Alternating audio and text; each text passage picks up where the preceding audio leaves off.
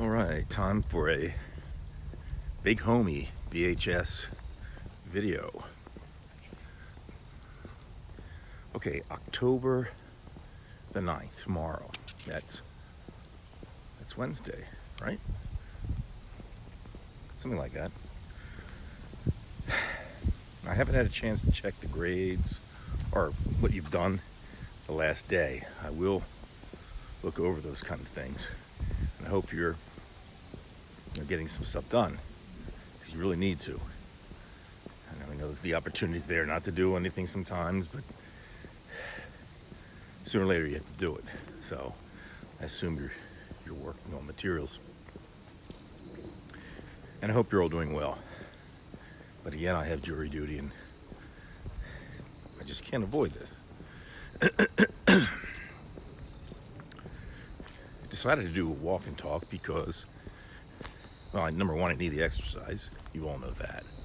And I know that better than anybody. There comes Amazon Prime. Not for me, though.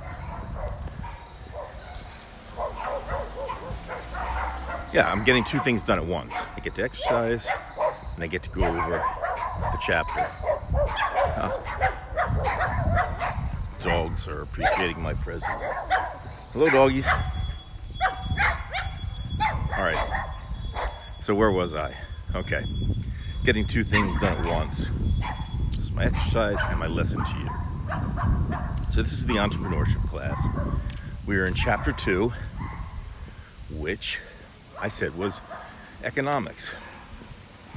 When you run a business, you take care of the things about yourself and your business, inside the four walls, but this is great outside, and things affect you. Just don't forget, the only way you survive is there's a demand for your product or your service. And economics, or how money is distributed around the world, will affect you. The economic conditions, is there a war? Is there a recession? Those things will affect your business. So the chapter starts out with wants and needs. I left the video there for you. And we'll be getting into wants and needs when we get into marketing. But I think you have an understanding that people have to want your product or service to get to the point where they're going to buy it. And if you don't have that, you don't have what's called demand. Without demand, you have nothing. So you do have to concern yourself with economics, understanding, what's around you. Are there enough people in Bridgeton Are there enough people in Bridgeton, for example, to have a store which sells bicycles? Are there enough people in Bridgeton to sell drones or cameras or whatever? You have to be concerned about those types of things. And that's why understanding needs and wants are important. And we'll get more deeply into that. But just understanding that needs are things that you need to survive, and wants are things that give you pleasure. So for example, I'll switch around the view here, if I can find it. Yeah.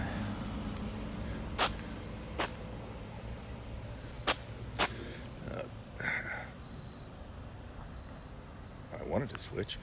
Well, anyway, you see this nature behind me, right? So things like squirrels, birds, and all the wildlife, they simply have needs. They have basic needs. They need shelter of some sort. They need food, water, just to be able to exist. And so do we. Except our needs as human beings are a lot greater. We have the same needs as them, but we have more than just those simple ones. And when you get into the chapter, you'll read about Abraham Maslow, who's a sociologist. And sociologists look at our behavior as a group. How does the group behave? What makes you different when you're in a group than when you're alone? So he took a look into human beings in general as what they need, and he had what he considered were 5 stages. And the lowest one was physiological, just like the dogs and the squirrels and the birds and everything else. You need to have food, water, air, things like that. And then you move up to higher needs, like you need safety. You have to feel safe. If you don't feel safe, you don't feel comfortable. Just like a squirrel will constantly look around. If it's worried, it'll, scatter off. And we need to feel safe. So that's another need. We have other needs besides the physiological and the safety needs. Okay, we have things like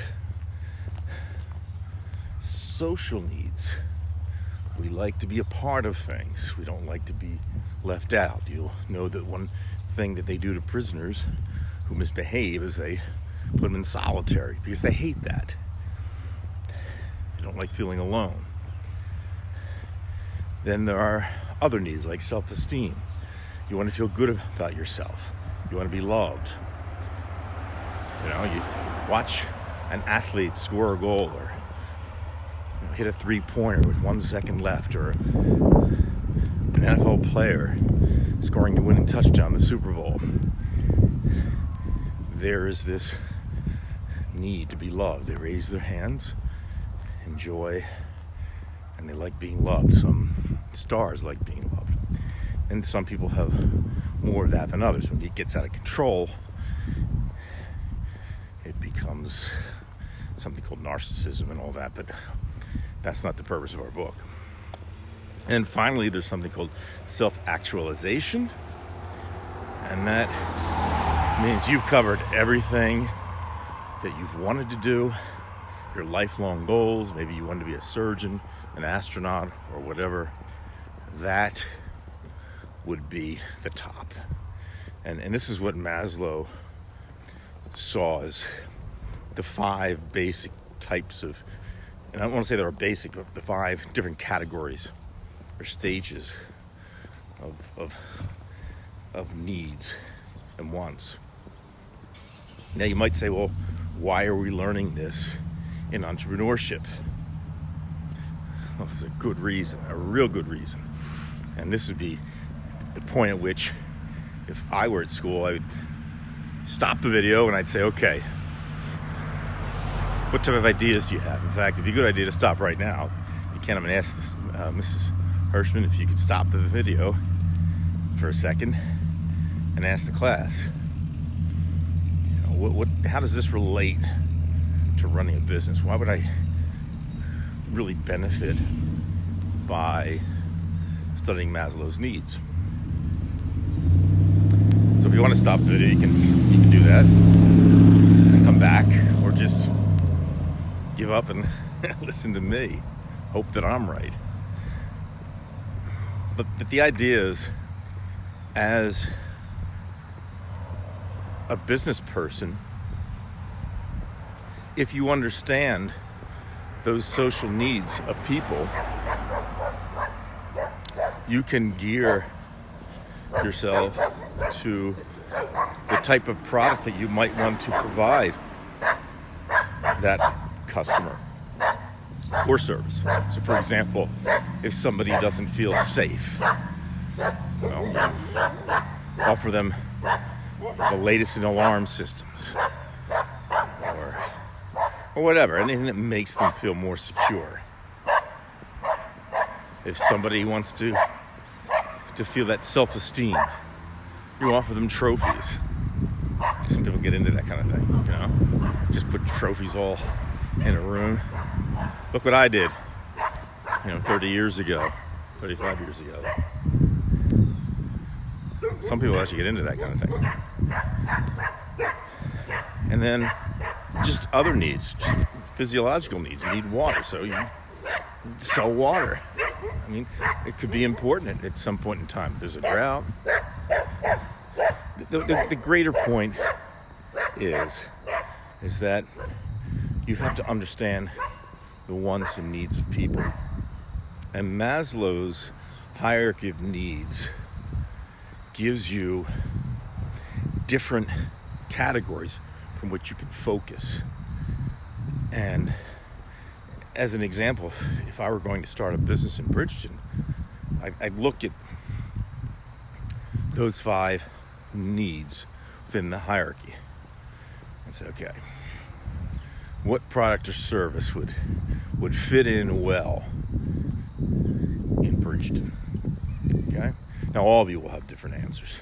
Some will say safety needs. Some will say self-esteem, self-actual. You could come up with products and services for any of them, and you might be successful. But you have to believe me on this, is that this kind of stuff actually works. I'm not saying it's an automatic sale, but it's just the way people behave. You know what I mean?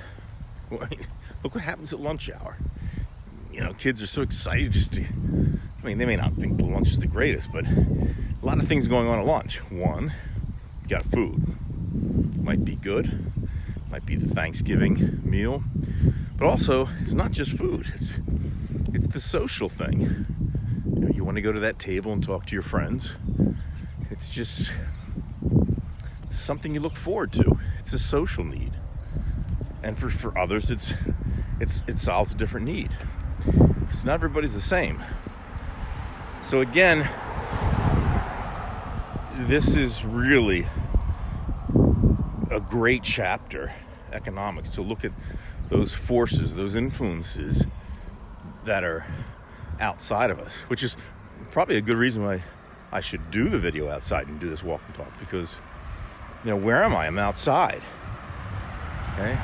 You're inside, and I'm talking on the outside, even though knowing you're going to be on the inside,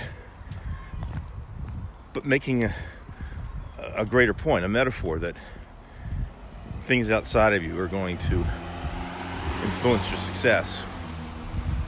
And even though you may not be able to control them, I think if you understand them better, you'll be better prepared. Okay, I think there's one other thing in 2.1 that the chapter discusses. That is the factors of production. And all that really means is when things are made, there's really 3 basic components. Okay? You have to have natural resources, like the trees supply wood. You don't have furniture unless you have trees. So if Brazil decides to burn down their forests and everybody else does the same thing, like we did 100 years ago, we're going to lose that ability to produce woodwork, things like that. So you need to have natural resources. And again, they're depleting, and that's another story we could go into another day. If I were there in class, I'd go deeply into it because it's something I care about. But I think you get it. And then after your natural resources, you have your human resources. That's you and that's me. We take those resources and we do something with it. Okay, I'm a resource since I'm a teacher. I'm trying to give you something, just in the same way that people gave me. I didn't just all of a sudden know this stuff. I was no better than the next person in business. And as I've said, I don't trust anybody with a suit, so perhaps I'm not even suited to be the true business person. But I do have the information that you need, and people have taught me that.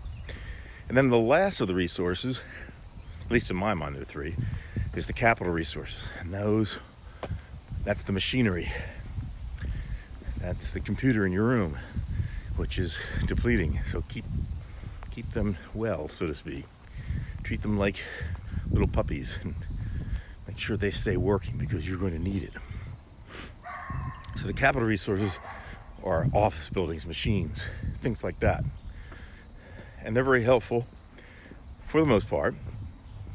Sometimes they're destructive. Sometimes they're just mean in a way. A good way.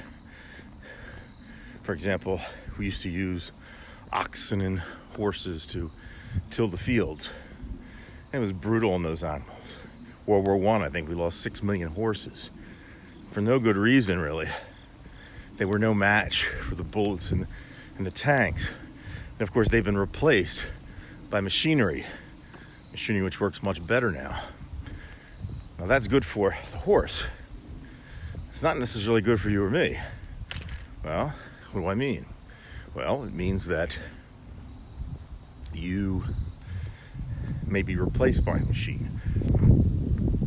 What would happen if we had machines which could do operations, replace surgeons? Have a machine that does an operation on your spleen, another one that does an operation on your elbow or whatever.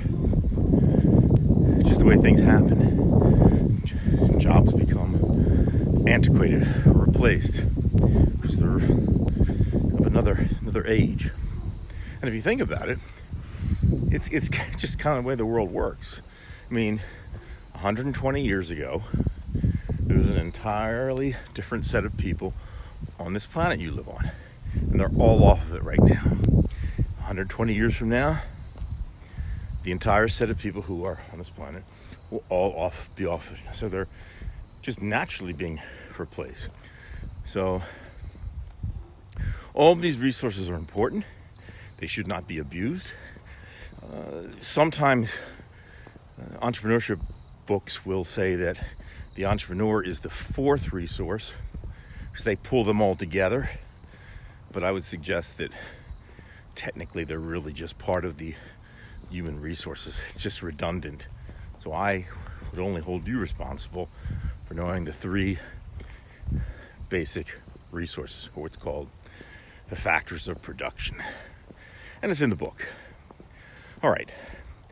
That's all I wanted to say about 2.1. There'll be things I want to talk about in 2.2.